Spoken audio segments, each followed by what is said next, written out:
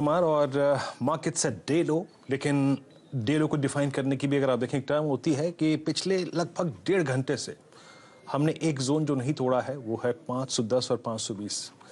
आप स्थिति कितनी गंभीर है आप इस बात से ज़्यादा लगा सकते हैं कि मैं 450 अंक जब निफ्टी नीचे है मैं कह रहा हूँ कि एटलीस्ट कोई स्टेबिलिटी आई है, क्योंकि जिस प्रकार के ग्लोबल फैक्टर्स हैं, देखिए ग्लोबल फैक्टर्स को मैं थोड़ा सा आपको गिना देता हूँ। क्रूड की गिरावट, क्रूड का इन लेवल्स पे आना और 1240 पॉइंट डाउ फ्यूचर्स का अभी भी नीचे होना, ये बाजार को परेशान कर रहा है। अमूमन एक इतने बड़े गिरावट के बाद 300-350 पॉइंट की गिरावट के बाद एक आप पुल बैक देखते हैं, लेकिन भयभीत और डरावना अगर माहौल जो आपके चारों तरफ है वो है क्रूड और डाउ फ्यूचर्स 1240 अंक नीचे होना, ये अच्छे संकेत नहीं है। और तीसरा फैक्टर ये है कि इंडियन मार्केट्स कल होली के उपलक्ष्य में बंद हैं, तो बाजार अपनी पैरिटी को बिठाने की कोशिश कर रहा है और शायद वो डाउ फ्यूचर्स के साथ एक पैरिटी बिठाने की कोशिश कर रहा है। ब्रेंट आपकी स्क्रीन पे 33.26 और 30 के स्तर पे नाइमेक्स। सुबह हमारी अप्रोच क्या थी उससे बात करते हैं। देखिए short with the possible target of 10,550। आज सुबह के स्टैट्स ये कह रहे थे कि सबसे बड़ा ओआई किसी पुट में खड़ा था तो वो था 10,500 की पुट। तो टेक्निकली 550 पर मैंने 10:30 पे भी बोला था कि यहाँ पे कवर कर लीजिए अपनी शॉर्ट्स, और 26,500 पे निफ्टी बैंक पे 26,500 से निफ्टी बैंक अब थोड़ा सा पुल बैक देके करीब 26,700 तक आ चुका है। तो अब करना क्या चाहिए हमें? क्या बाजार थोड़ा सा यहाँ से अपने आप को थोड़ा कंट्रोल करने की कोशिश करेगा क्या? 10,600 पे अगर आप देखें जिस प्रकार की कॉल राइटिंग है आज इंट्राडे में, ये इंडिकेट करता है कि अगर आप पुल बैक के बारे में सोच रहे हैं तो उस पुल बैक का टेस्ट ऑफ स्ट्रेंथ जिसे कहते हैं ना वो होगा 10,590 और 10,620 के बीच में। अगर ये लेवल कटता है, टिकता है, ठहरता है, तब थोड़ा सा ये पुल बैक मैच्योर हो सकता है, या फिर आप कह सकते हैं कि इंट्राडे रिकवरी थोड़ी सी अच्छी हो सकती है। अदरवाइज इस स्क्रीन को अगर आप रीड करें तो कहता है कि बाजार इन्हीं लेवल्स पे क्लोज होगा, शायद और पेन के साथ क्लोज होगा, और आपको किसी भी पुल बैक में पार्टिसिपेट तब करना है जब आपको ऊपर की तरफ 11,600 कटता हुआ नजर आए। इससे ज़्यादा रीड करने की ज़रूरत नहीं है, एंड स्टे लाइट, याद रखिएगा। निफ्टी बैंक पे आते हैं। निफ्टी बैंक करीब 26,700 की ट्रैजेक्टरी में ट्रेड कर रहा है, और देखिए बात ये थी कि आज यस बैंक को अगर आप बाहर कर दें तो बाकी तमाम बैंकिंग काउंटर से प्रेशर काफ़ी था। अब स्टैट्स लेके आइए बैंक निफ्टी के क्या कहते हैं।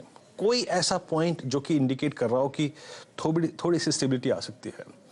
6 स्ट्राइक्स आपकी स्क्रीन पर आ रही हैं इस वक्त, और ये सिर्फ ये जो एनालिसिस है ये डे ट्रेडर्स के लिए है, पोजिशनल एनालिसिस नहीं है। 27,000 पे कॉल राइटिंग करीब 3 लाख की, और दिक्कत की बात यह है कि आपके स्क्रीन पे मैंने 3 अगर आप देखें पुट्स का जिक्र किया है। 26,500 यानी आज का डे लो, 26,400 डे लो का 100 पॉइंट नीचे वहां से, और 26,300। आप ये देखिए कि वहां के पुट राइटर में कन्विक्शन का कमी है। वो ये नहीं कह रहा है कि शायद हम आखिरी तक ना खिसके और नीचे, तो डेटा खराब है, याद रखिएगा। मानस जायसवाल हमारे साथ हैं बातचीत करने के लिए, और उनसे बात करेंगे और उनकी एग्जैक्टली अगर आप देखें अप्रोच क्या है वो थोड़ा सा रीड करने की कोशिश करेंगे। और माना चोपड़ा हमारे साथ माफ कीजिएगा होंगे, लेकिन 1-2 स्टॉक्स लेके आइए जिन पे आज का सेशन काफ़ी भारी है। याद रखिए यस बैंक से कोरिलेट करते हुए आज इंडिया बुल्स पे एक न्यूज़ थी, उसका पूरा इम्पैक्ट पड़ा। इंडिया बुल्स हाउसिंग फाइनेंस ये अच्छे खासे नुकसान के साथ, यस बैंक को छोड़ दीजिए। उसके बाद ओएनजीसी क्रूड जिस लेवल पे है, इनके लिए जो आने वाला क्वार्टर है वो डिजास्ट्रस होगा इस लिहाज से, अगर आप देखें नंबर्स के लिहाज से, इसलिए ये नीचे है। बाकी मेटल्स में अगर आप देखें वेदांता, आरबीएल बैंक, और अभी जिस स्टॉक में गिरावट शुरू हुई है उसमें एक जी, ये डे लो की तरफ बढ़ता हुआ दिन के सबसे निचले स्तरों पे कारोबार कर रहा है।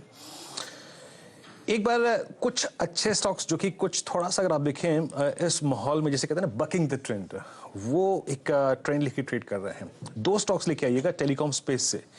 एक है भारती इंफ्राटेल जो कि दिन के सर्वोच्च स्तरों की तरफ बढ़ रहा है 205.80।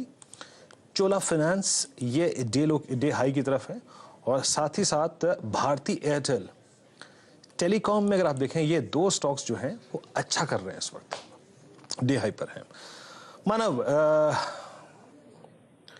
बहुत कुछ अच्छा नहीं है इस बाजार में, आपकी अप्रोच क्या है? इंडेक्स और इतना ओवरसोल्ड ट्रैजेक्टरी में होने के बाद इंट्राडे बेसिस पे, not exactly I mean daily charts पे, इतना इंट्राडे ओवरसोल्ड होने के बाद आप कोई ट्रेड करना चाहेंगे लॉन्ग साइड पे, या अवॉइड करेंगे, या फिर हायर लेवल्स पे फिर शॉर्ट करेंगे?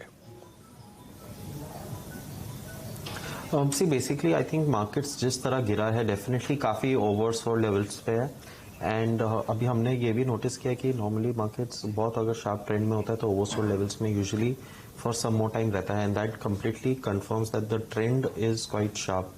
तो मेरा ऐसा मानना है कि इंट्राडे बेसिस में शायद से हम और डिक्लाइन ही देखें, but on positional levels market में अगर कल छुट्टी है तो एक पॉसिबल पैनिक डिक्लाइन हम वापस देख सकते हैं द सेकेंड हाफ, और मे बी वेडनेसडे ओपनिंग थोड़ा वीक हो सकता है। तो उसके चलते मैं पोजिशनल लेवल्स पे दोनों इंडेक्सेस में पुट खरीदने की सलाह दूंगा, बिकॉज मेरा ऐसा मानना है जिस तरह वर्ल्ड इंडाइसेस भी नीचे है, सो फ्यूचर्स में काफ़ी रिस्क ओपन हो जाता है। तो 10,400 का पुट जो करीब 75-78 के आसपास चल रहा है, तो उसमें 45 के स्टॉप लॉस से लिया जा सकता है। लोअर साइड हम टारगेट ऑन दी अपसाइड हम एक्सपेक्टिंग एटलीस्ट 140 और 150 के आसपास टारगेट देख सकते हैं। बैंक निफ्टी में भी 26,500 का पुट लेने की सलाह रहेगी। 260 का स्टॉप लॉस लगाने का रेकमेंड करूंगा। अराउंड वो करीब 220-225 के आसपास चल रहा है, उसका जो टारगेट रहेगा करीब 450 और 460 के रेंज में रहेगा। ओके, तो दोनों ही इंडस्ट्रीज पे याद रखिए पुट लेकर ट्रेड करेंगे। मैं दर्शकों से गुजारिश करना चाहूँगा, देखिए फ्यूचर्स एक्सप्रेस में हम हमेशा ट्रेडर्स के लिए बात करते हैं। निफ्टी पे कुछ पैसा मिल जाए, स्टॉक फ्यूचर्स पे पैसा मिल जाए, स्टॉक ऑप्शन पे पैसा मिल जाए, थोड़ा सा लाइट रहिए, इन थॉट्स पे काम करिए। डेफिनेटली आप कर सकते हैं, लेकिन लाइट रहिए। जहां आपका पोटेंशियल, जहां आपकी अगर आप देखें क्षमता 10 लॉट पे काम करने की थी, 5 लॉट पे काम करने की थी, reduce 1 lot, hardly hardly hardly volumes को अपने बिल्कुल ड्राई कर दीजिए। अब आते हैं आपके स्टॉक्स पे। मानो मैं आपके स्टॉक फ्यूचर्स को रीड कर रहा था, और बैंक्स पे आपने 2 कॉल ली हैं, मेटल्स पे ली हैं, और एक स्टॉक और है। तो एक एक करके अपने ट्रेड समझाइए, और यहाँ पे आपने पुट ऑप्शंस रिकमेंड किए हैं। जी बिल्कुल, बैंक्स में जैसे मेरा मानना है कि 2 बैंक्स ने जिसने फ्रेश ब्रेकडाउन दिया है, एंड मेरा ऐसा मानना है कि अभी भी नियर टर्म में सेलिंग प्रेशर रहेगा। एक फेडरल बैंक है। अगर हम फेडरल बैंक की बात की जाए तो कहीं ना कहीं स्टॉक ने अपने इम्पोर्टेंट जो वीकली मंथली सपोर्ट लेवल्स है उसको ब्रीच किया है, और अक्टूबर 2019 के लोस को डिसाइसिवली ब्रेक डाउन दिया है। सो नेक्स्ट सपोर्ट जो स्टॉक का बैठता है करीब 70 के लेवल्स के आसपास आता है, 68-70। सो मैं फेडरल बैंक में 72.5 का पुट खरीदने की सलाह दूंगा। करीब इसका रेट 3 रुपये और 3.5 रुपये के आसपास चल रहा है। इसका स्टॉप लॉस 1 का लगा के चल सकते हैं। अपसाइड मैं 7 रुपीज़ का टारगेट एक्सपेक्ट कर रहा हूँ। अगर इसमें देखें भी तो फ्रेश शॉर्ट बिल्टअप हमें देखने मिल रहा है। और मेरा जो सेकंड रहेगा वो रहेगा कोटक बैंक में। अगर कोटक बैंक की बात की जाए तो अभी उसने फ्रेश अपने 200 डीएमए के नीचे ब्रेकडाउन दिया। डेफिनेटली एक शॉर्ट टर्म रिकवरी हमने इंट्राडे चार्ट्स में देखी है, बट मेरा ऐसा मानना है जब तक ये स्टॉक 1600 के लेवल्स को अपसाइड में ब्रीच नहीं करेगा या क्लोज नहीं करेगा तब तक स्टॉक में थोड़ा सेलिंग प्रेशर ये ऐड कर सकता है बैंक निफ्टी में भी। तो उसमें 1540 का थोड़ा आउट ऑफ द मनी का हम पुट लेने की सलाह दे रहे हैं। जो इसका स्टॉप लॉस रहेगा 25 रुपए का रहेगा। अपसाइड टारगेट में 60 और 70 के रेंज में देख रहा हूं। मेरा थर्ड कॉल है जो इंट्राडे बेसिस पे मुझे लग रहा है एनएमडीसी।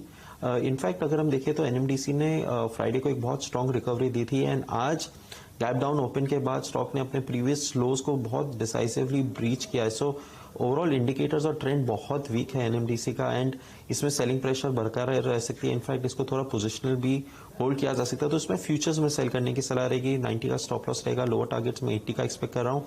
एंड मेरा आखिरी पिक जो है वो अदानी पोर्ट्स पे है।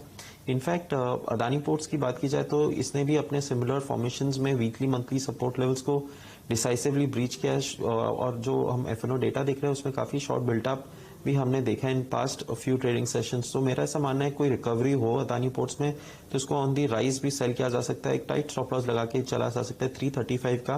लो साइड में मैं टारगेट 300 और 310 के आसपास के रेंज में देख रहा हूँ। ओके, चलिए इस बीच एक स्टॉक लेके आइए प्लीज, आप जी एंटरटेनमेंट लेके आइए। डे लो पे ये स्टॉक है एग्जैक्टली। अगर आप देखें बीते 15-20 मिनट पे इस पे प्रेशर काफी बड़ा है, 202 के स्तर पे। याद रखिए मार्च फ्यूचर्स ट्रेड कर रहे डायरेक्टर साहब, प्लीज ये स्टॉक लेके आइए। और याद रखिए ये स्टॉक अपने ऑलमोस्ट 5 साल के लोज को टेस्ट कर रहा है आज। इसने एक पैनिक लो लगाया था करीब करीब अक्टूबर में, और उसके बाद आज एक बार फिर से ये उस लो को रीटेस्ट करता हुआ। तो जी एंटरटेनमेंट है डे लो 199 रुपये 40 पैसे। एक ब्रेक का वक्त है, ब्रेक पे जाने से पहले बात करते हैं CNBC आवाज़ और नेशनल स्टॉक एक्सचेंज की खास मुहिम को लेकर, और वो मुहिम है आपको जागरूक बनाने के लिए और आपको आपके निवेश और उसके जितने भी विकल्प हैं उनके प्रति सचेत रखने के लिए। अगर आपके डीमैट अकाउंट में कोई भी, अगर आप देखें, या फिर ट्रेडिंग अकाउंट में ऐसी ट्रांजैक्शन हुई है जो कि आपके नॉलेज से बाहर थी और जिसका आपको ज्ञान नहीं है, तो शायद हो सकता है आप साइबर अपराध के शिकार हो। ऐसा कुछ भी होने पर, ऐसा कोई भी मामला सामने आने पर सीधे अपने ब्रोकर को सूचित करें और उससे कहें कि इस बात की वो तफ्तीश करें। और याद रखिए, तुरंत तत्काल प्रभाव से उस अकाउंट को आप फ्रीज कर दीजिए, ताकि भविष्य में आपके बिना किसी, अगर आप देखें, अग्रीमेंट के वो ट्रांजैक्शन ना हो पाए। थोड़ा सचेत रहिए, थोड़ा सा सुरक्षित होकर चलिए। एक ब्रेक, और ब्रेक के बाद तुरंत हाजिर होते हैं फ्यूचर एक्सप्रेस।